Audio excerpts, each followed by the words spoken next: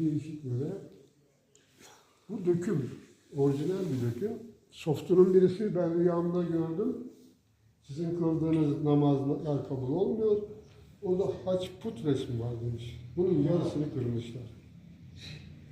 Ya bir çarpma dönmeye put resmi mi olur? Artı işareti de o zaman matematik öğrenmiyorum. Ya. Şimdi Toki evlerin hepsinin üstünde böyle. Bütün Toki evlerin üstü böyle. Aç işareti. Yok. Tepeden çekimlerini bir görsen sen Toki evlerini.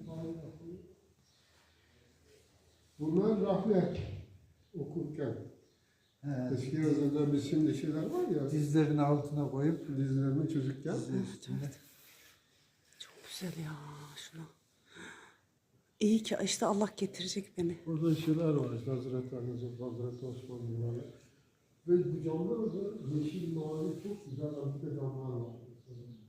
Çok güzel. İtra diyorlar. Özellikle mi cami diyorsun? Kadıköy, Edemiz Kadıköy, Nova'da var, onun yanında.